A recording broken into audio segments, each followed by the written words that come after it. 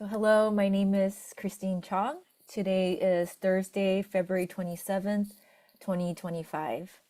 It is 12:23 p.m. Pacific time. I am conducting this interview virtually from Long Beach, California. I am here with Yon Pak, who is conducting this interview virtually from New York City, New York. So hello, thank you, Sue, for conducting this interview with me for the PANAAWTM Oral History Project. Thank you for having me. I'm delighted to have this opportunity to share.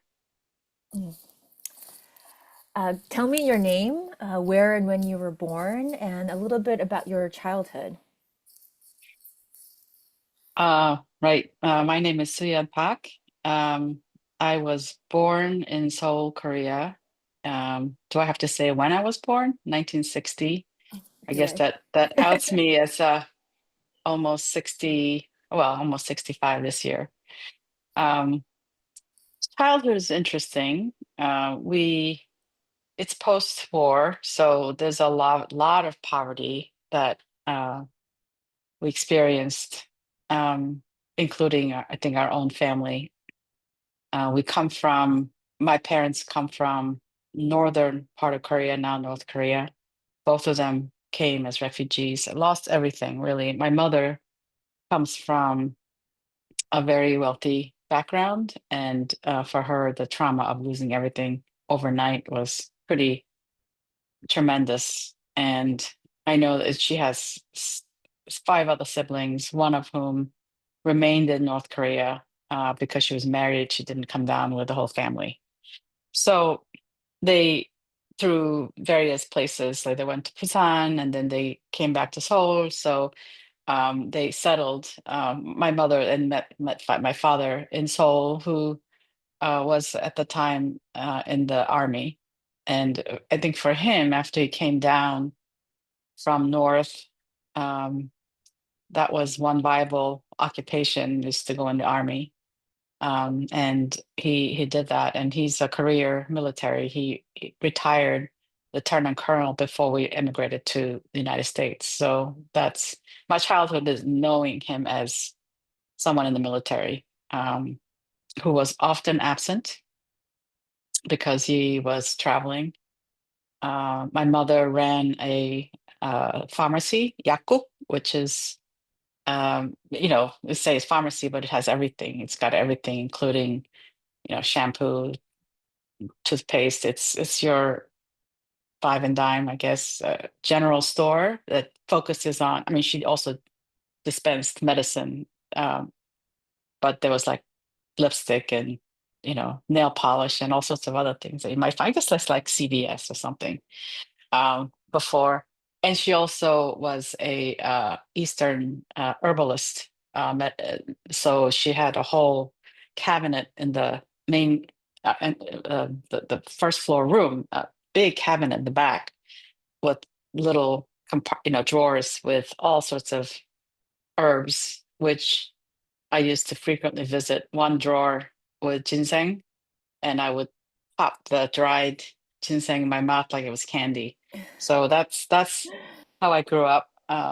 You know, Again, it was, if I think back, I didn't feel at the time that I was lacking anything. But as I think back, it's a very bleak kind of childhood because I know that my parents were financially not comfortable, and yet they try so hard to send us all to private school and ways to kind of give something better for their children, which is one of the reasons why we all came to the United States in 1971, sponsored by my aunt who came here as I guess, a foreign nurse student exchange as a nurse in the fifth, late 50s. I think she came here. So yeah, I mean, I think my childhood is filled with lots of irreverent fun. We played on the streets, we ran around causing havoc. Um, yeah, with friends, with my brother, my sister. I have one older brother, two younger sisters. My youngest was a baby, So we didn't really play with her because she was much younger. But it just a lot of, I think, fond memories of almost careless. And if you're like in the majority of like who you are, and we're all Koreans and they're all Koreans, then you actually don't, that kind of second guessing who you are doesn't exist. And I remember like not having that at all. So such confidence and such sense of like entitlement, and not in a negative sense, but I'm entitled to all that is here. It's mine. Although that was very little that we had, but it didn't matter because we didn't see the kind of either racial or otherwise. Um, of course, there's gender tension because that's another story, but we didn't see that. And in my identity, I think it was so much more confident and clear as who I am. Um, which changes when I come to the United States. Then you are totally second guessing everything who you are, not knowing who you are, and because all of a sudden you're thrown into a world that is so foreign. Wow, thank you. And to clarify, when you mentioned the war, you mean the Korean War from 1950 to 53? Right. And so it sounds like your migration to the United States was a very pivotal moment and a like transition. Can you describe a formative experience for you growing up or when you moved to the US and also still developing as a young person? Oh, formative experience. Maybe not one, maybe several, but if I was to um, like being thrown in day one. I mean, I have actually I write poetry, and I have like a triptych of poetry that I talk about the first 3 days of being the day we leave, and then the day we land, and then like 3 days kind of thing. Because I think because it was so it's ingrained in my brain. I was 10 years old, so I wasn't that old, but I wasn't that young, and I remember the feelings of all that and puzzlement, but not doom. It was still like we're here for an adventure. I'm going on an adventure. Um, and it doesn't hit me that this adventure is not fun until the first day of school, Mm. right? Because until then, we're still with our family. We are with my aunt's family. And although my cousin didn't speak Korean, so we couldn't communicate, there was a lot of hand movement, but we're still in a safe space of a home. And we're still family and we're together. And so it was still like, oh, we're here for adventure. How fun. We get to learn English, whatever that means, because we did speak a word of it. But it doesn't quite sink into my psyche um, until I get dropped off at the front door, at the in my classroom on the fifth floor. I mean, as a fifth grade, first day, and I know nothing. No one explained anything to me. My uncle um, took us there. He enrolled us, and my mom didn't know. My father didn't know. Nobody knew. They lived out in Long Island. We live in the city, so he doesn't know what happened in the city. So we get dropped off into this classroom where you walk in and everybody's looking at you because I guess we were late because we had to go to the principal's office and get all the paperwork done. So I walk in late by myself and something happens. And then I was seated at the very back of the room and by myself. I have no idea what's going on. And a lot of gesturing, and then they used to have these cards, these, I don't know if you had those. It's like these are worksheets, but they were like these laminated cards you pull out and then you answer the questions on your workbook or something, and then when you're done you put it back and then you get the next card. And somebody brought some card over and gesture just something, and I know nothing. I'm looking at, I have no idea what anything is. I'm sitting there. And then lunchtime happens. I guess I didn't know. And they were lining up. And so I just line up with everybody else because, I mean, I talk about this a lot. I had to read bodies because I don't Mm. understand English. So you're just like nunchi ba, right? You're with your everything is done with nunchi because you don't know, you can't hear or speak. So everything is like you're trying to figure things out by looking, right? And we go to the we go to the cafeteria and we're all getting in line. So I get in line and the lunch lady says something to me and I have nothing. I don't have money. I don't have a lunch card. I have nothing. Nobody told me. So I'm standing there and then she's like annoyed and because I'm holding up the line. So she told me to stand aside and they were doing something and why this something. I mean, all I can think is I'm guessing that they had to get somebody to tell me that I could eat lunch and yeah, I remember. I mean, I write about this actually because it's a one of the pivotal, not pivotal. Pivotal means you pivot to something else. I think formative, maybe more of a close word. That yeah. I mean, I'm standing there, and all my classmates are going through, and just like so embarrassed, like shame about you almost being made a example of, which I don't think that's what they meant, but that's the impact of it on me standing there. This is like I've only been there maybe 3 months and barely understood anything. And after what feels like eternity, they tell me, okay, you can go through and get lunch. And I don't know this kind of food. So I go through, I watch everybody do what they do. And then I sit down and then lunch is over because, the I go to the table, which I think is my table, and then lunch period is over because I was standing there. So, um, yeah, it, one that's one formative experience that I could vividly recall, and I think that um,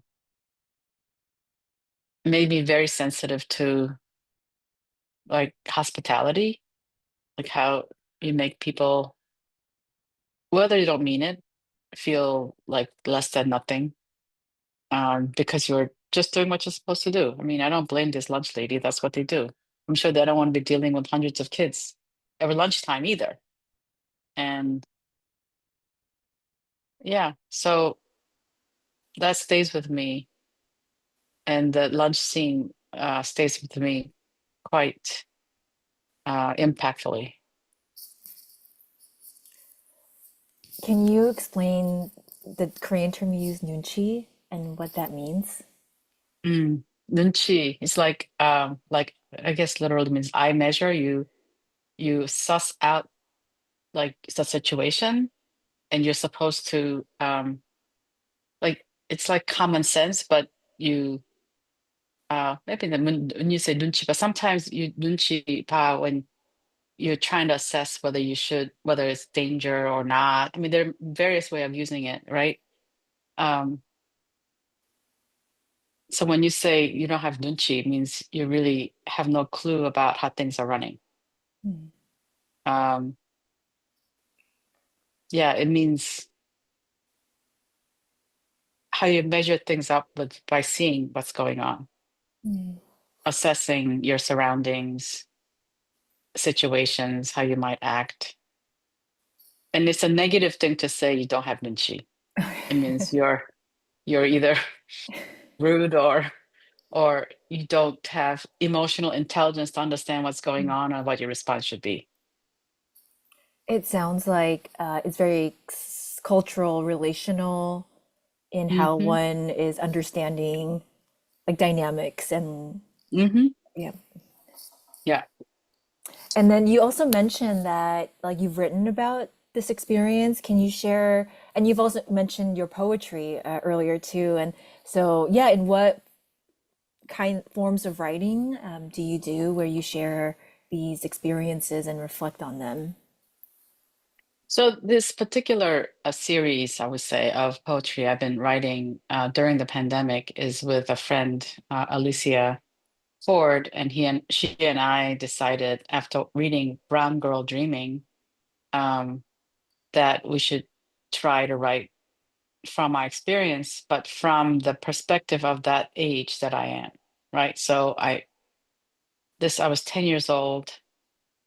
So I don't write as a 60-year-old woman reflecting on my 10-year-old self, but what did a 10-year-old see?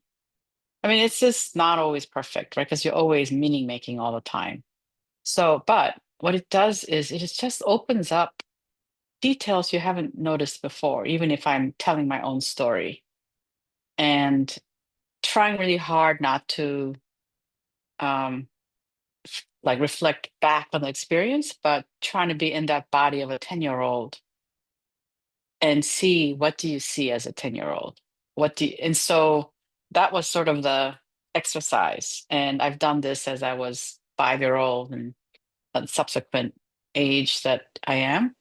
And so that's been an exercise that's been very um, challenging in a certain sense because people who do theology are always meaning making and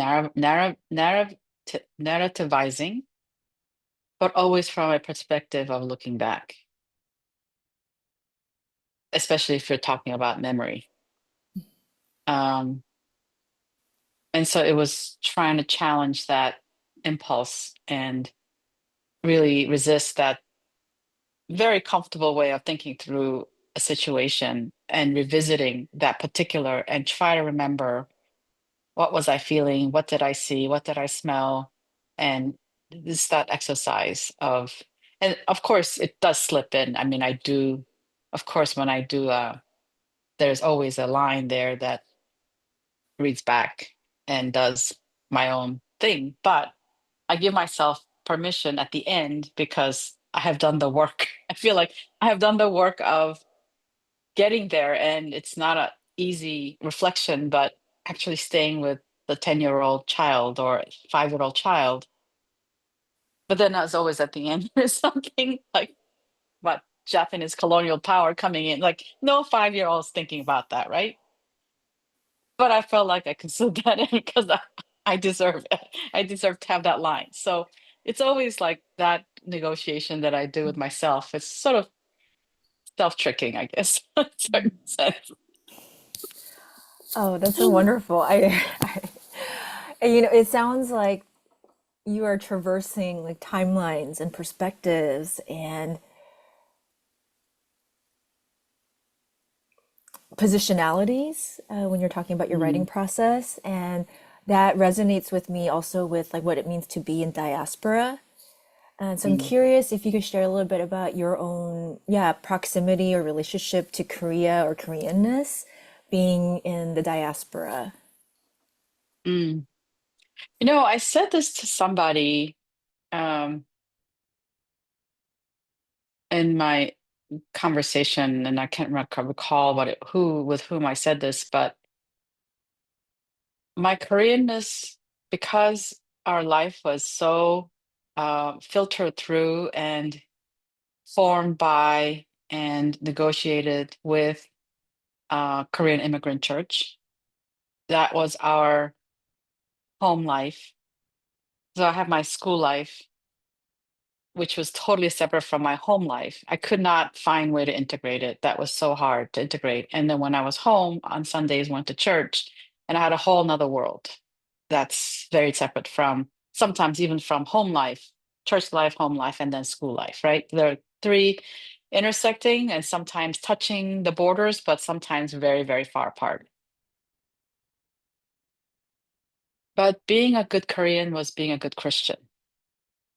Like that was how I now I received it, how I received it now. I mean, now this is like thinking back on that and with its theologies of an immigrant church that was fairly conservative, that actually went even more conservative. Um, we had a we had we went to a church which was like the second Korean church that was in New York. One was in Manhattan. This was in Flushing, and the pastor was fairly liberal minded, believe it or not. Um, I think he was educated at Union. I mean, I can't remember. I remember looking back. He was so open minded, and he taught me the first thing I learned about baseball was he took us. You know, we were, I don't know, 11, 12 years old or whatever, the youth group to Mets game because he loved baseball, right? I mean, it's, I think if we were in that setting longer, I think I would have a very different formative experience. But so that was what going to church was, very social, maybe some gospel, but very social. This is where I met friends and we hung out together. We had fun, we gossiped, but what about or whatever, whatever. Then came a very dynamic 전도사, who's like somebody who is not ordained yet, and he worked with youth and college students and very charismatic, very dynamic. And the church split over his ordination. And we went with him because my father was an elder, sided with him. And so the church split and we went off somewhere else. And he was ordained and he then turned to, he then was drawn to more Pentecostal, charismatic type of theology and practice. And that's that's where my formation really happened because I stayed with him for a very long time, right through my college years. And it gave me a total sense of belonging and home, gave me confidence that I didn't have in my immigrant life. There I was somebody, there I could express this, there I had a community, there I had friends who we could talk about anything. So it was life-giving, absolutely life-giving. Um, but I think, buying into all the theology that was not life-giving, that I didn't realize was not life-giving until I came out of it. And then I realized that I could no longer um, be part of the community that had such um, perspectives on women, LGBT, and other marginalized communities. And so I left the church, and ever since I left that church, I was wandering around for 40 years. And so when you ask me about diasporic Koreanness, you know, I struggled with that. What happens when your Koreanness, what it means to be Korean, is totally tied to your Christian identity? Because to be a good Christian was to be a good Korean, and vice versa. And you remove yourself from that community that gave you that life, and you can't ever find a replacement for that community for all sorts of reasons. Um, so yeah, so that, I mean, sure, I'm still Korean American, and I find other ways to engage that. Certainly, studying Korean American theology was one way of bringing in the Korean concept of Koreanness into theologizing. Was certainly one other way of thinking about it. Um,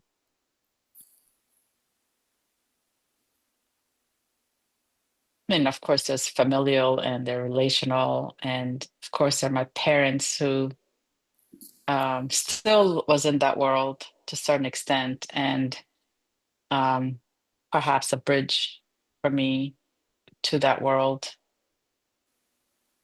Um, yeah,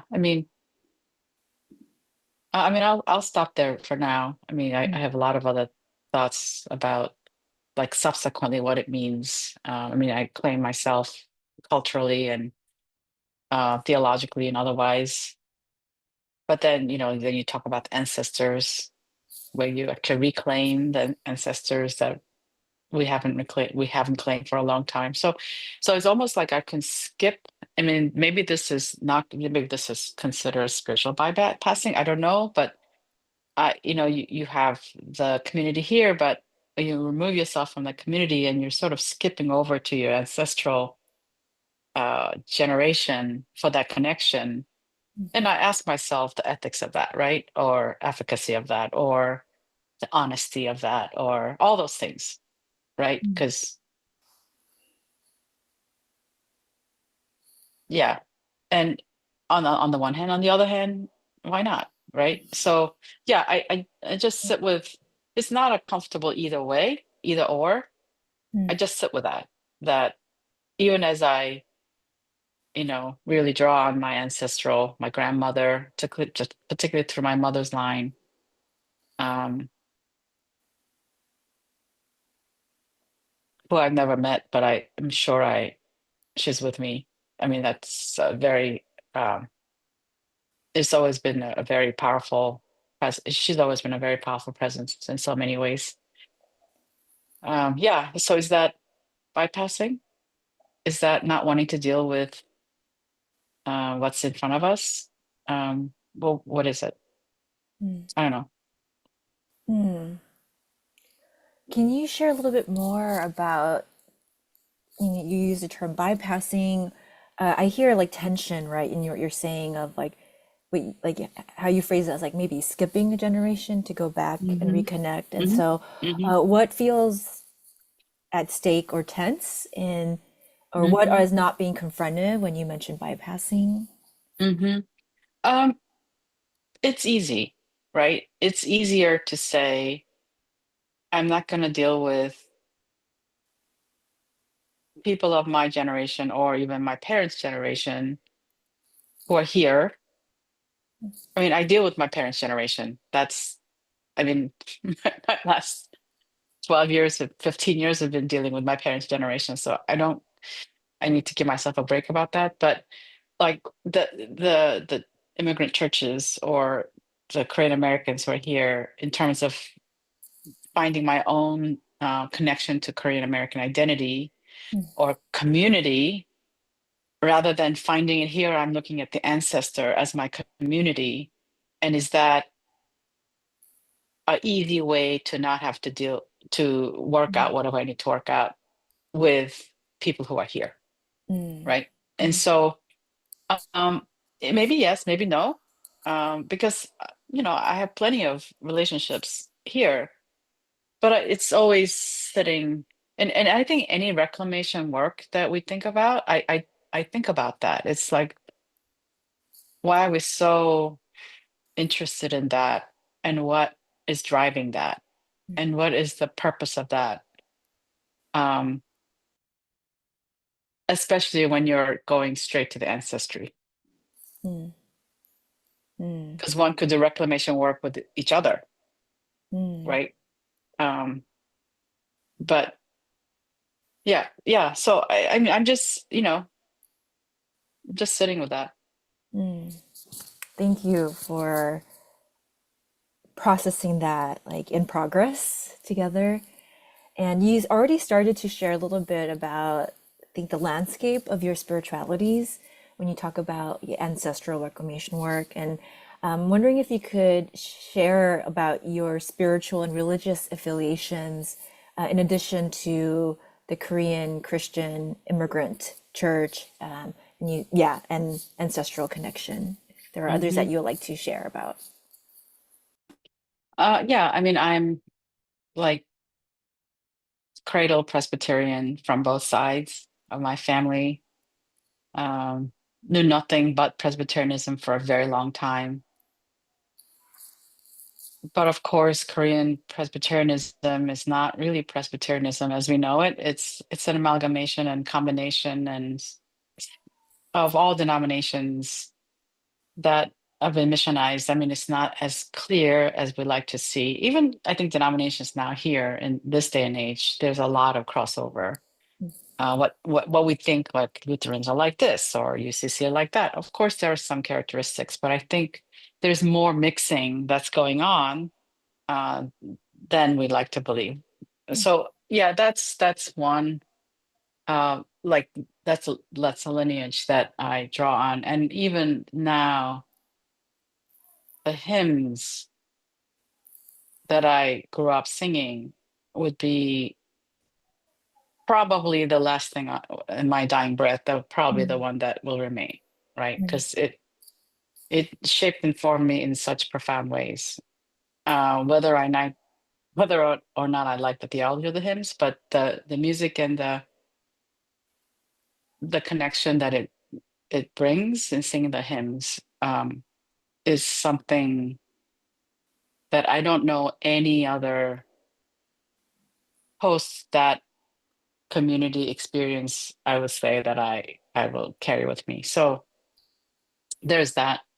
Um, I've been formed and shaped in many of the mainline Presbyterian churches, and I am still Presbyterian at heart. However, I've been my partner Kathy is Roman Catholic, and I attend services. And if I had to choose, I would choose to attend the Catholic church mm, service mass. I got really tired of words. mm, The primacy of words was, I think, although I love beautifully crafted sermons, and it makes my heart sore, all that. Words are so finite and it's a blunt instrument. Even as I'm saying, well, I like to write poetry and I like to think about, certain words that have certain effect. And I think it's so limited, and we have such primacy of word as the place that, um, yeah. For my own spiritual, where I am is like I want no words. Even prayers, like I want no words. I want to pray with just opening my heart and just feeling the heart open. But we're all supposed to pray something out loud, right? And so I mean in the Catholic service there are a lot of prayers that we recite together, which um seems like words, but it's more ritual, and it's almost beyond the words. So it's a very strange, like I don't think about it like I am thinking about it, but it's a very different, it's like almost chanting, right? It has a different quality about it. I've been very impacted by the Catholic spirituality, and even like my contemplative practice are stem from Catholic spirituality. Um, Particularly Benedictine, that I am drawn to, um, in terms of like contemplative and mysticism and those practices. I really appreciate the what is it, ora et labora, prayer and work, rhythm of the Benedictines. So so that's on one side. So that's like, and then the other side is the meditations that I've been doing with the Buddhist meditations, and learning about the texts. You and I discussed like, oh my gosh, there's so many texts that I don't know. I mean, they all come out of the blue, and I don't know. It's just like it's overwhelming. Um, so I currently have a teacher who's guiding me through all this, who um, has been ordained in multiple lineages and doesn't really stick to any lineage. So she's very open to um, multiple readings and multiple, drawing from multiple traditions of Buddhism. So that's currently what my practice looks like. If I can't sleep at night, like wake up at 3, usually I don't know why 3 o'clock, wake up at 3 for whatever, I turn on her Dharma talk and I listen. And of course, sometimes I fall asleep. So the next day I have to and go back and listen to where I fell asleep. And it's yeah, that's what and what's I'm laughing to myself so much because that's what my parents did. They always listened to sermons in the tape. Mm. My Mhm. mother's practice was always had sermons in the car, always had hymns in a cassette tape. Remember those cassette tapes? Mhm. In the car that they all duplicate, they have a duplicating machine and they would duplicate famous preachers' sermons and they would send it out and they would share. And then my mom used to duplicate these things all the time and send it out to different, now we have like YouTube, right? So we don't have Mm. to duplicate anything. But that's what she did. And she Mm. would fall asleep while listening to sermons. And I just laugh at myself because I thought I left that place. Like, I'm like 3 in the morning.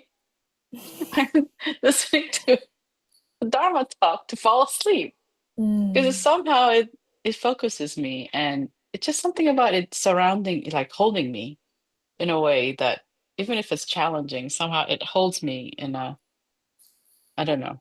Anyway, Mm. how full circle is this? It's just so we're never better than our parents, as I say. And we thought we're, yeah. So Mm. that's sort of been my practice, Mm. in try to do as much meditation as possible. But yeah. Mm. Well, as you were, wow, there's so much richness here. And when you're talking about like sometimes words not being enough, or like in your contemplative practices, it reminds me of your work, what you wrote, Woman at the Well, is it? Talk Oh yeah. about different ways of knowing and what we Mhm. lose in the modern context that privileges certain ways of Mhm. understanding, where you make connections to also like Korean spirituality, indigenous and Mhm. shamanic spirituality as profound ways of Mhm. being and knowing. And I hear that as you're sharing about your spiritual journeys and communities and Mhm. returns, I suppose, both ancestral, but Yeah. also to your parents, to your point. Yeah. Well, I haven't thought about that piece for a very long time. How did you dig that up? Oh my goodness. It's very powerful, Sue. What year? Do you remember what year that was? 19, I was a doctoral student, 97. Hmm. Wow. I think I was 97 and 98. Yeah. I also wanted to ask, so you had mentioned in a prior response that you had left the Korean church, but clearly your spirituality is very intertwined, or has continued. And so I'm curious, Hmm. like what that looked like for you, and yeah, what sort of trajectories that you've been a part of from that time when you mentioned like leaving at least a specifically Korean immigrant church. The I think I could replicate the social part of it with friends, connections. PANAAWTM has been a real wonderful social as well as theological, but friendships, relationships. So I think I might have like because it's about the same time. I mean, this is insight that's coming right now, because I haven't actually thought about this. The timing actually is just so because I left the Korean church as I was entering PANAAWTM.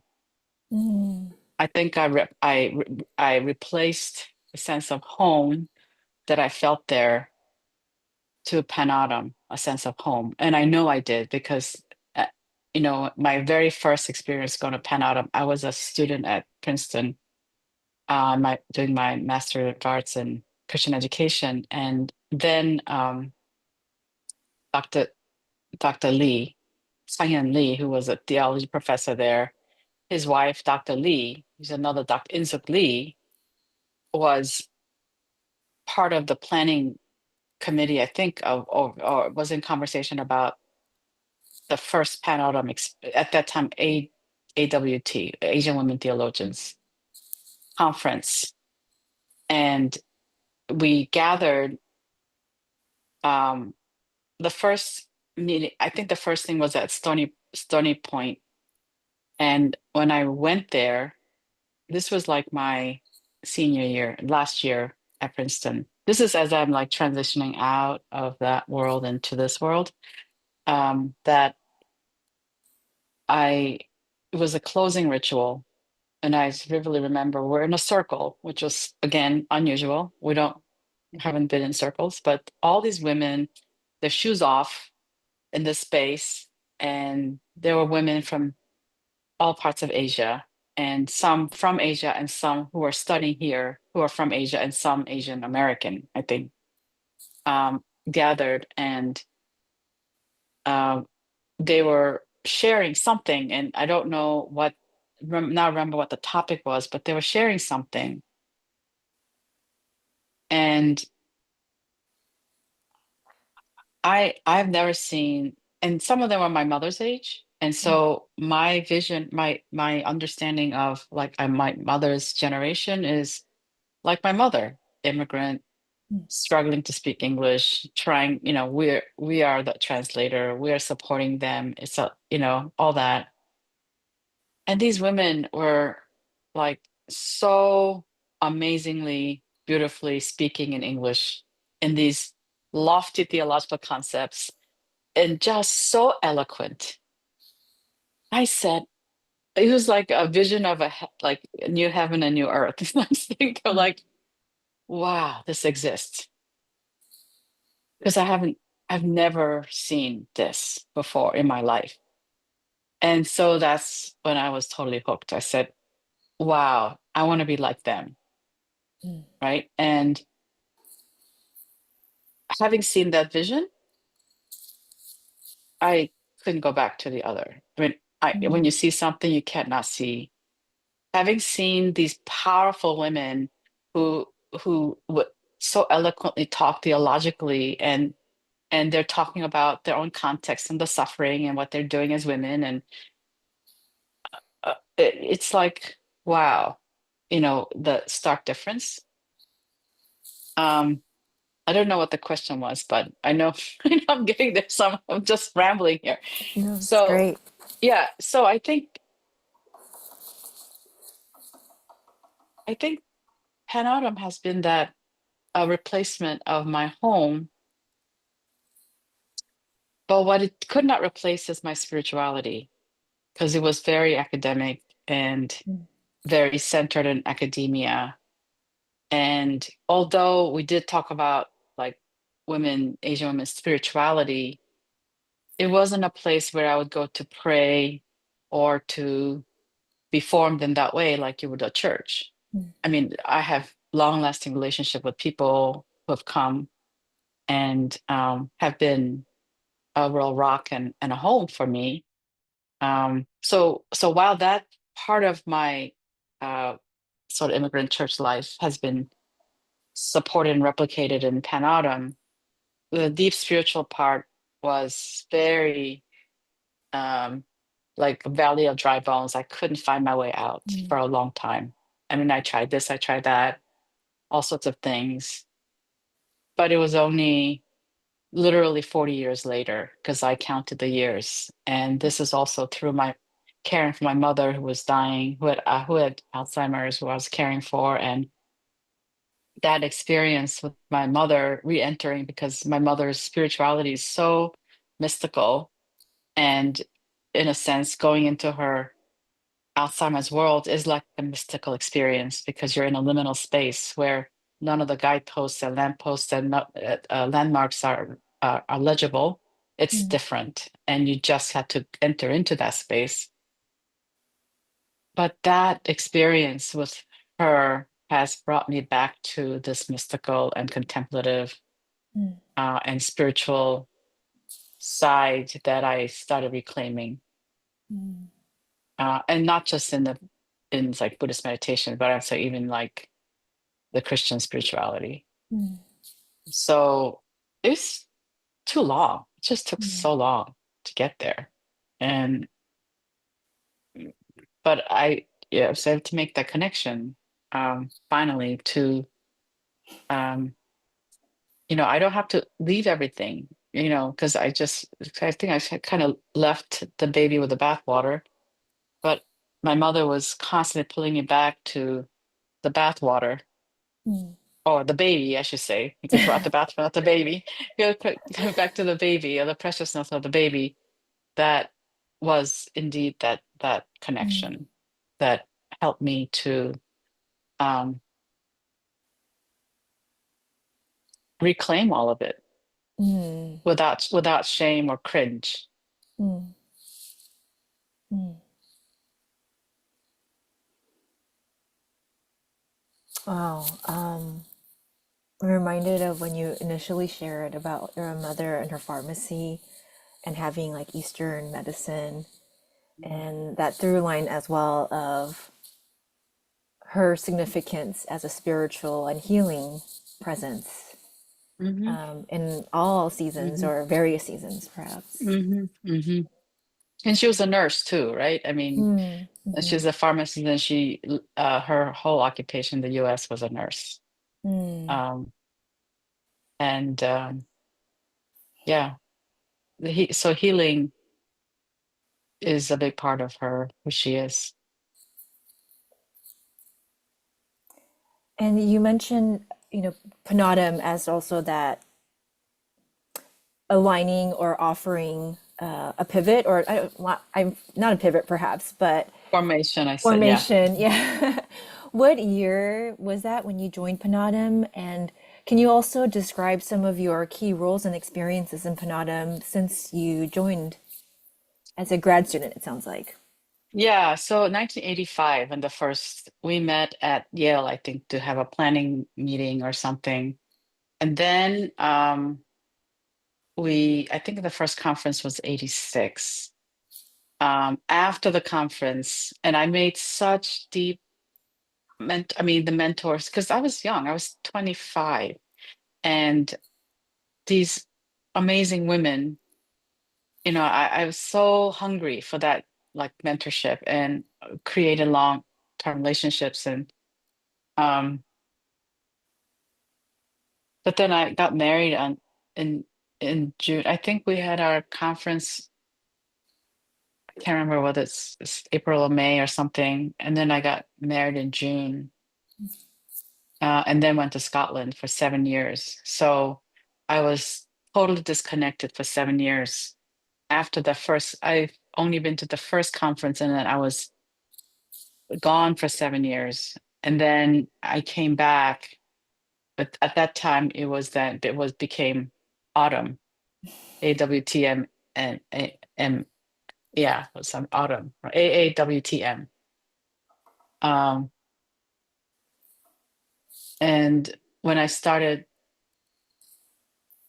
my doctoral program here at Union and Teachers College, I came back to the then Penn Autumn, Mm. and I just attended for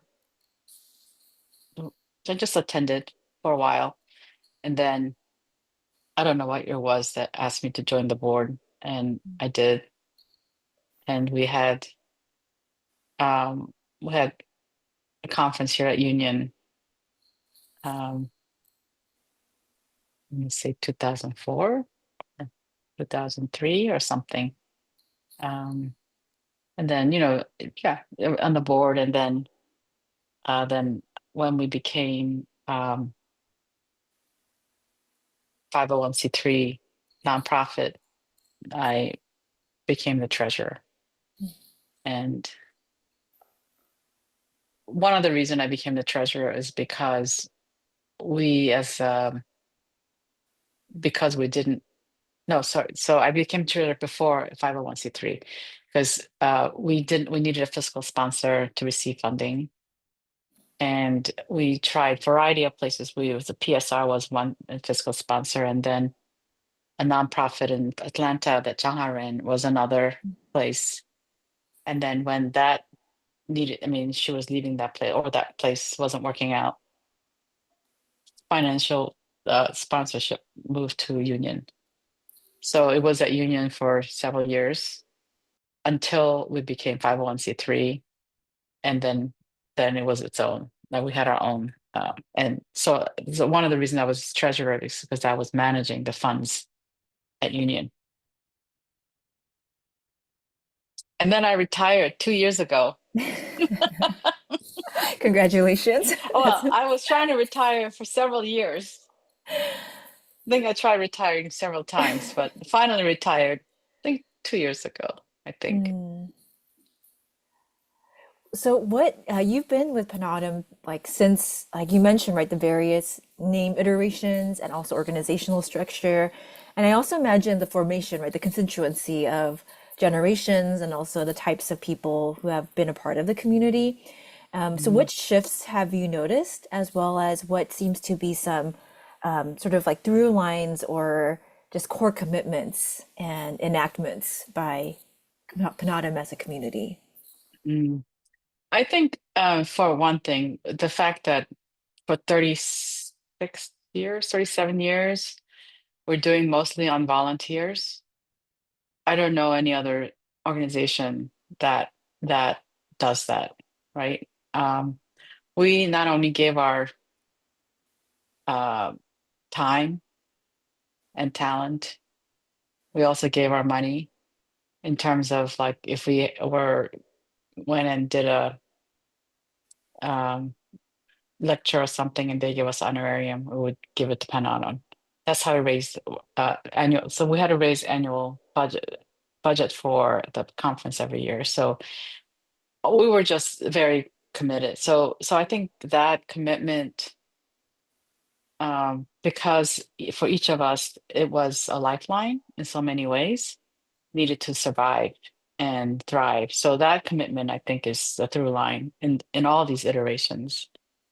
Um, I think the other thing is, um, for a long time, like mentoring each other and mentoring was also another very important part of it. That value, partly because the early founders had no mentors and they had to figure themselves out, and now we're in a place where at least we have some idea what's happening, that we want to make sure that others have that opportunity. So that mentoring piece is also very, I think, throughout been very important.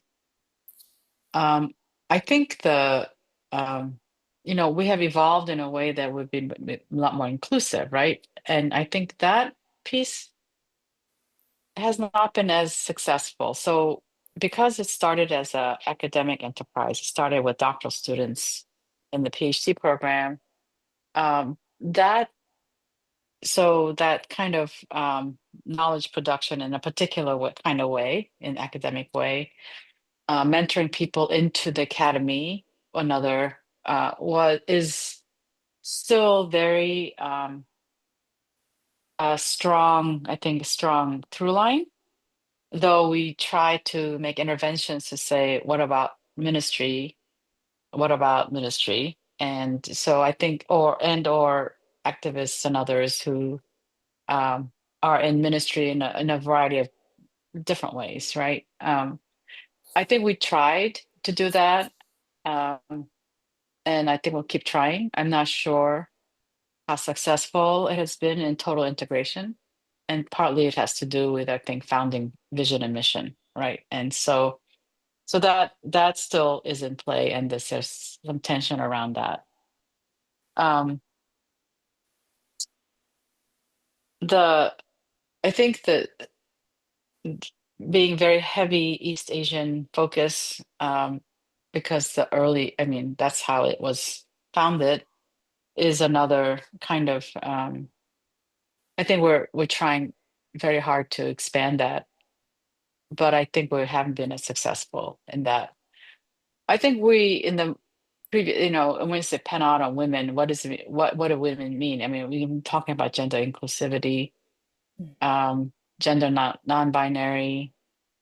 Um, so that tension between, yeah, women, however you define women, it's still patriarchy. There's still discrimination. There's still all these things happening for women, and we don't. And we don't. It doesn't mean we're going to lose that if we open up for gender nonconforming. So I think the tension of that, the tension between those, that kind of who we are and how we understand ourselves is something that I think we're continuing to wrestle with. Um, so yeah, I mean, what other the name change has been an attempt to be more inclusive every time we move to from AW to Asian women to Asian American women, then theology, I mean, ministry, and then PANAAWTM, which is like Pacific Asian and Asian North American women in theology. It's meant to be in further widening the circle, which is welcome. And I'm not sure we've done a particularly good job of recruiting and making other people, the widening circle, welcome as much as we could. Mm. Yeah. Um, and as you talk about inclusivity and also like expansiveness, I'm curious for you as a queer woman and as an explicitly interreligious person, how has your experience been in PANAAWTM in relation to those identities and commitments as well? I have to say, when I went through a divorce, that was a very difficult time, not for me necessarily personally, but because of my children. Mm, That my decision to get a divorce um, impacted them in very different ways than it did me, right? And in a certain sense, I didn't have total control over how they're being impacted by that. And I think still in my circles, divorce was not something that happened with frequency at the time. Um, and yet, this was a place where I could be very open mm, about it. Similarly, when I had, I became involved with Kathy, and still is my spouse. Um, this was a place where I could, to go where you're Asian and Asian American group, where you don't have to, I didn't have to feel like have to hide myself in any way. mm. I mean, as you know, I don't wear a billboard to say I'm queer because I just never, I don't want to be a professional queer person because that's just not who I am. I have no interest in Mhm, being that. But I don't have to censor myself. I don't have to like hide myself. I just show up, and mm, she shows up with me, and everybody knows her, and it's so good to be not to stand out. mm, When you're standing out for various different reasons all the time, and it's just so normalized. Or so it's what I think that's the other place, like in PANAAWTM, I don't stand out mm, because like there are many of us like this, and mm, that's a wonderful place where you don't stand out, like the hyper visibility that mm, we face in our workplaces and other places. Um, yeah. So I mm, think to me that's been I know I could always depend on my PANAAWTM colleagues and friends to understand. mm. That's Now, if they really, didn't understand, I mean, they didn't tell me about it, so I don't know. But at, at least the ones that I'm in communication and conversations with, that was not, it was never an issue. Mm. It was powerful. I mean, like you could just be, and you were embraced, is what I hear. Hmm. Mm. I love that this question is coming sort of very well into our conversation. But can you share and just your current roles? I know you have multiple hats, and so yeah, whichever roles you would like to name, and as well as your journey into these roles, which I also imagine intersect with a lot of the topics and themes we've talked about. I think my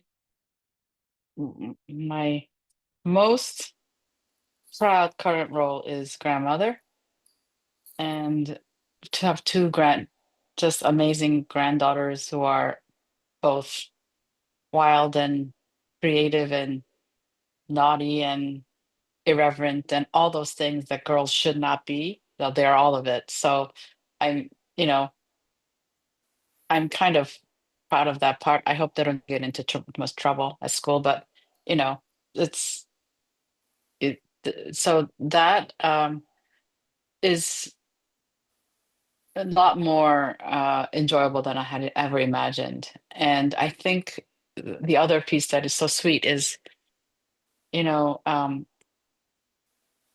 so they're my biological children, and therefore the grandchildren are connected biologically. Kathy has no biological, not don't share any DNA, and yet, they're more close to Nona, Kathy, than they are with me.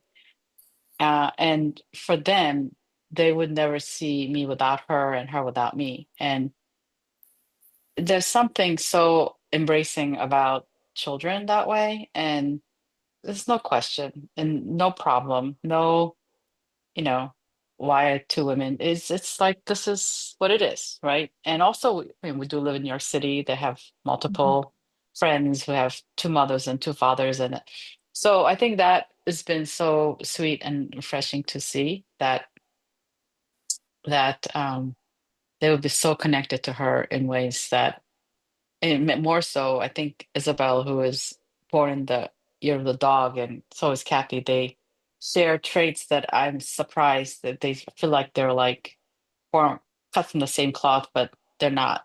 But they understand each other so deeply, which is so funny because they do. So I mean, I think that role is so special, and it's a reminder to me that that's what's important. Mm. I mean, I have a big job at school, and it takes all my energy and all that. And at the end of the day, that's just a job. But what matters is, family and my grandchildren and making sure that they, our own commitment to leave the place a little bit better for them, right? And not destroy it for them, which is what we are doing right now. So, I mean, so that is the role that I'm most proud of.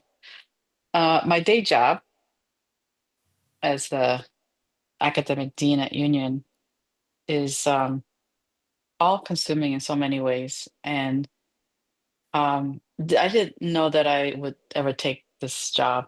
I was very happy doing my own thing. Previously, I was running field education and teaching in that, and I could create programs, and I was loving that job. And I was sufficiently, I've done it long enough to almost like coast, therefore do other exciting projects. Um, but when they asked me to be the academic dean, I had to really stop and think and say, do I want to give that all up for this? This is my third year into this position, and um, yeah, I feel like this is also a calling, my vocation. Um, and for me, it's about care, and it's like whatever I do in my personal practice. Um, there's this whole thing about the meditation about everyone is your mother. Everything is your mother, right? Like Mm. you treat even the people who are really annoying you, you're my mother. You're my mother. Is that um, mantra meditation that helps me when things are challenging. And this job is plenty challenging in so many ways. Um, but, you know, it's also a way to shape a community of faculty, shape the community here at Union. Um, I think model and live into the kind of leadership that I want to espouse. I don't always get it right, but try again. Um, Creating good communication and colleagues to work with, so important. Mm. And especially now, with all these executive orders threatening on all sides, we drill down to our basics. What is our mission? What is our mission? What is our mission? What is ours to do? And really drilling down and living into that. If we're about justice and love, and it's about training people, that's what we need to be doing. We need to be training people, right? Um, and then how do we create a community where we're not fighting with each other, because this is what they want you to do in fighting, but to create spaciousness and understanding and compassion, um, to be able to lift each other up. And it's a very hard job. It's a tall order. I don't always know what to do, but Mm. I know that what we need to do is clear. Mm. How we do it, not so clear. But we're figuring that out. Mm. Yeah, and you've been at Union, right, for quite a while, both as a student and faculty, dean.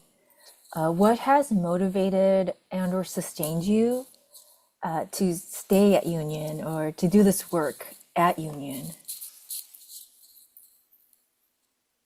I think that's a good question. What sustained me?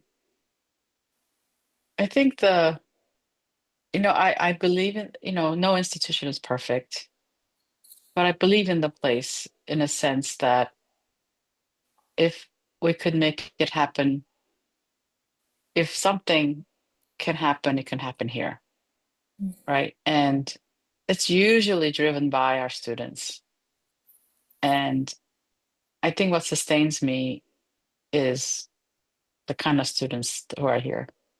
And I hear them, I see what they're doing, who they are, and it's so inspiring to hear what they're doing or what their dreams are and how they want to change the world. And I think for me, my job has been like follow what they're saying and support them. Like, how do we put all the supports around them so they could flourish? Um,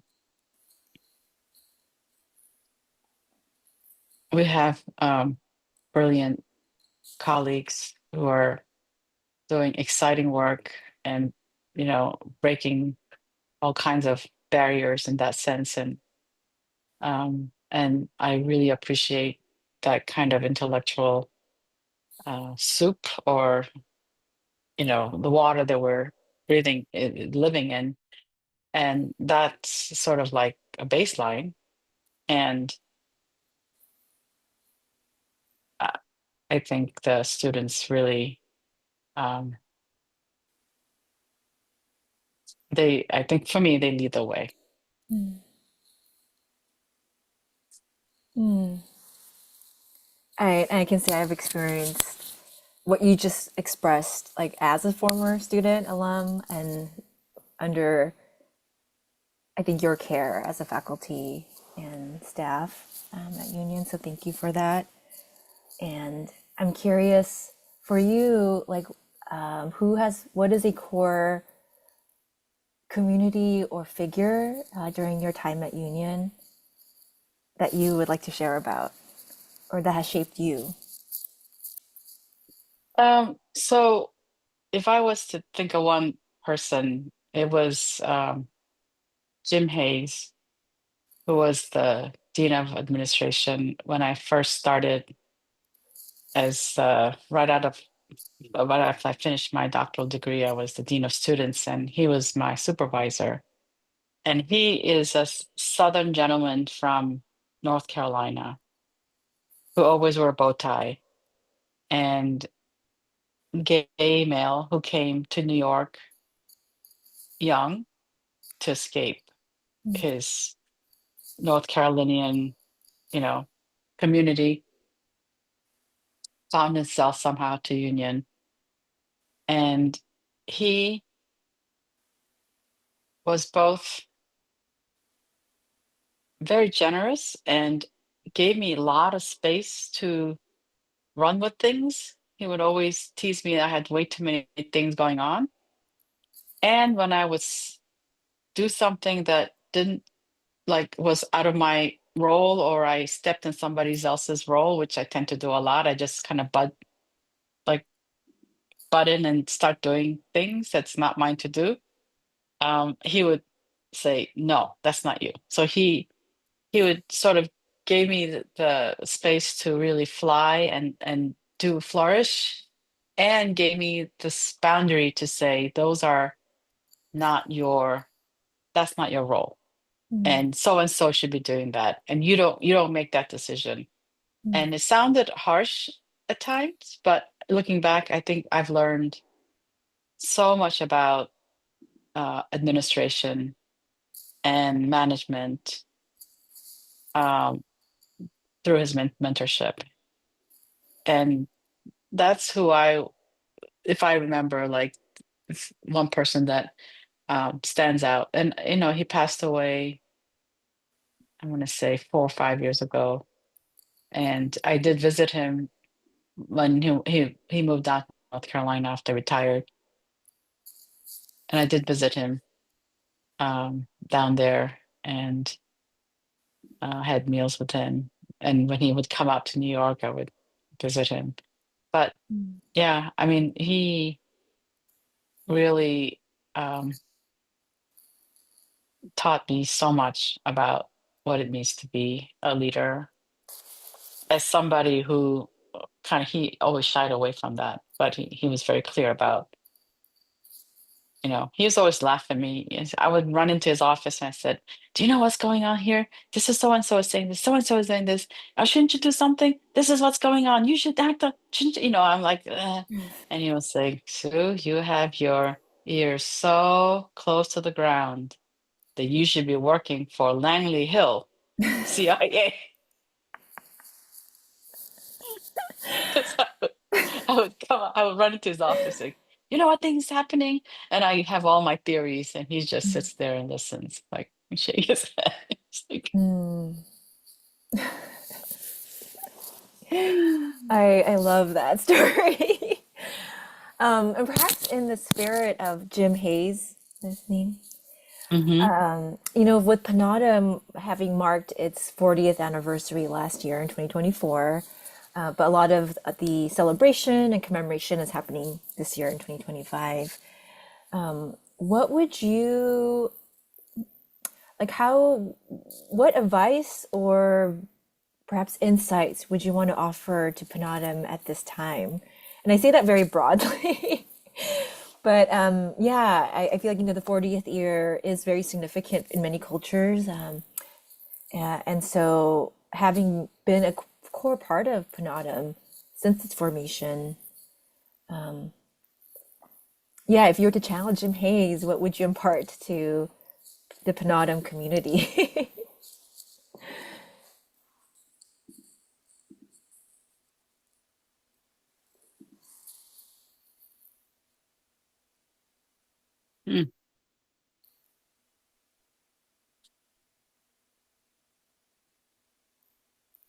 um, you know, I uh, I like to ask this question, what time is it?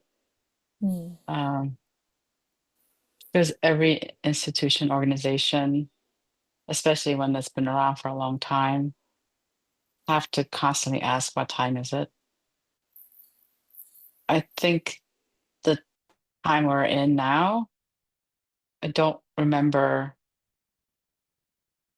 that we've been in this kind of time in the last 40 years.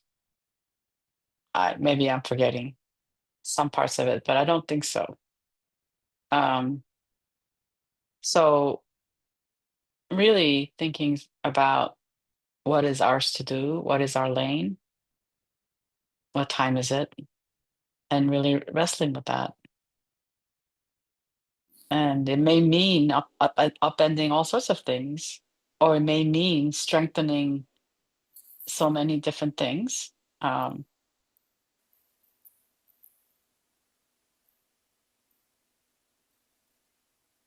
yeah, what time is it? And that's a diagnostic question too.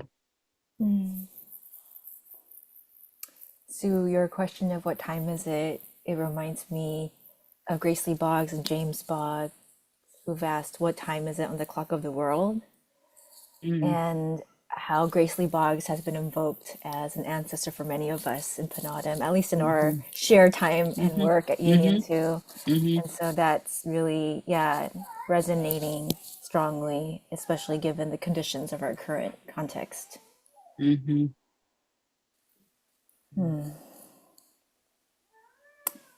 And so, is uh, my final question is, what would you like to impart? I can say whether as a legacy or remembrance to the generations to come in your field and communities of care. So I had asked specific about Panadam, but I given your multiple roles and commitments.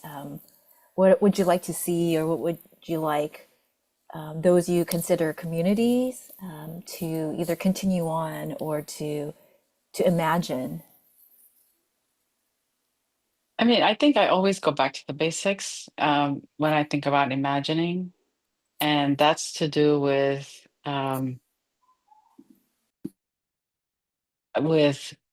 community and communal care. Um,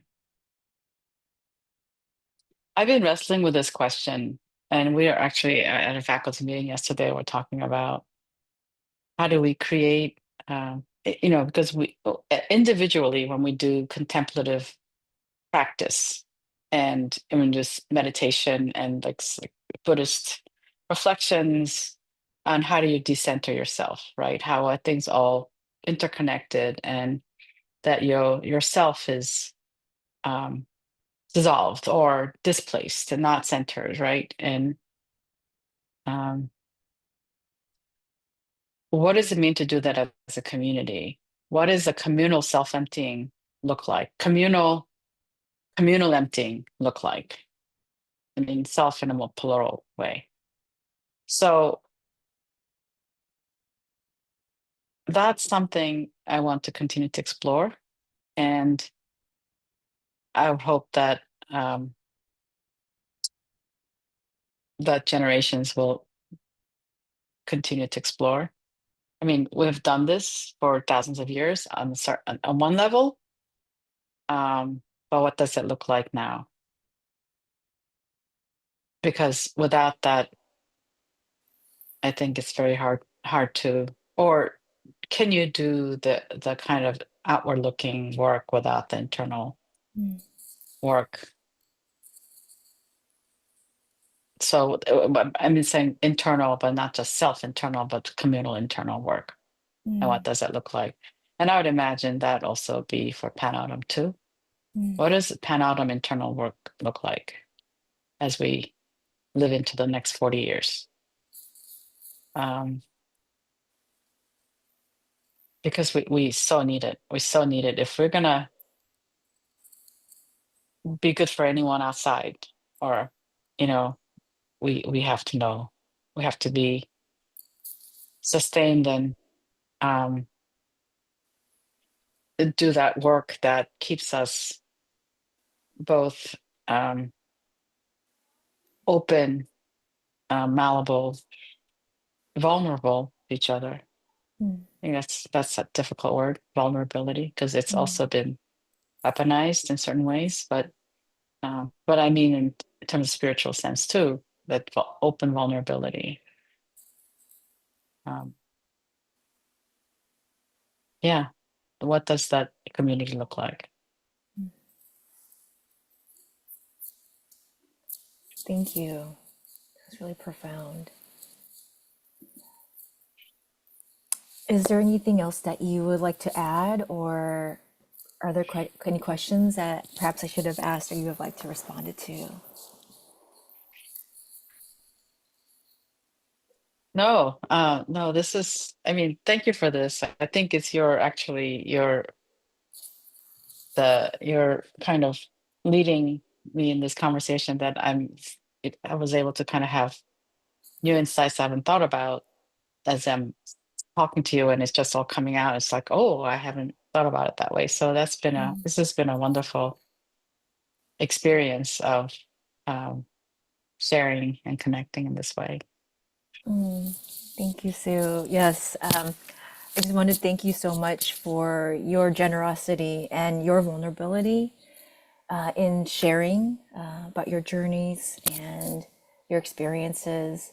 And I'm sure there's like so much more to your story. There is, but even from this short time, that there's so much profound resourcing and wisdom that I've received, and I know that many others, especially in our PANAAWTM community, will. So, thank you.